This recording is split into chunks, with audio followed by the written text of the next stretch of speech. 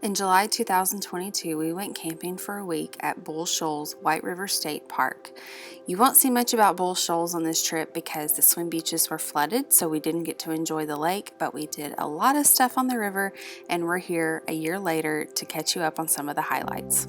We arrived on my birthday, so Colin made reservations and we went to eat at Gaston's White River, it's really hard to say that, White River Resort Restaurant. It was delicious. We actually went back later in the week, and Colin spent a good amount of the week teaching our oldest daughter how to fish, and we just spent a lot of time relaxing as well this week. We were able to snag an amazing campsite. It had been a cancellation that someone made and we snagged it last minute.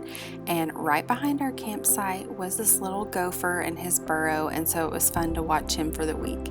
Here is the visitor center. You can learn all about how they built the dam, which is really amazing considering the technology they didn't have at the time. And so go check out the visitor center. There's so much you can learn about not only the dam but also how people lived along the White River and what that looked like and how people survived before the dam was built.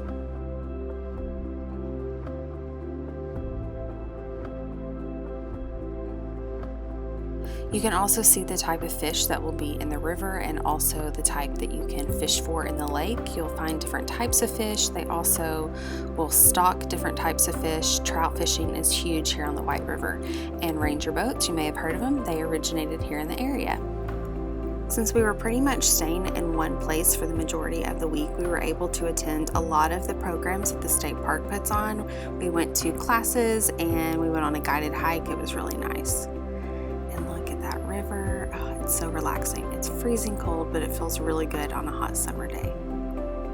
One day we drove over to Cotter, Arkansas. This is the location of where I went camping for the first time ever when I was just a couple months old. My parents and my niece came up for the day, and so we went into Cotter to see because I hadn't been there since I was an infant. You can see the Cotter Bridge, railroad bridge, and we went into town.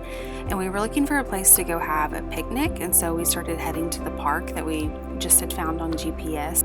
And you'll see that park in just a bit, but first we're crossing over the Cotter Bridge, and we have a reel about this bridge if you want to know more about it and who built it and kind of the design of it and why it is so special and one of a kind.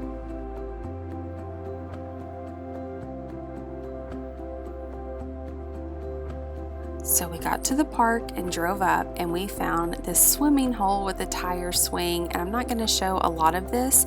I actually am blanking out quite a bit of it because I want to respect people that are here swimming, not planning on being on camera in their swimsuits and children, but you kind of get a rough idea. You're just going to have to go in person to see for yourself.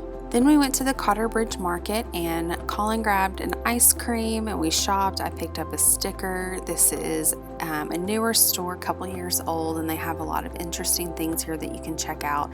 They also have yoga classes, so definitely give them a follow on Facebook and Instagram and check out all that they have.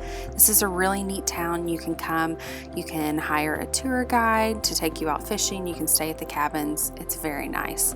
So then we headed back to White River State Park to just go for a walk and to enjoy the river. While we went to Cotter for one day, most of our days of the around 5 days we were here were just spent on the river with Colin and Harlow fishing.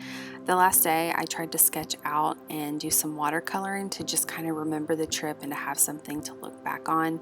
We cannot wait to go back. We loved it. It was relaxing, a great place to go on a hot summer day, and we look forward to returning.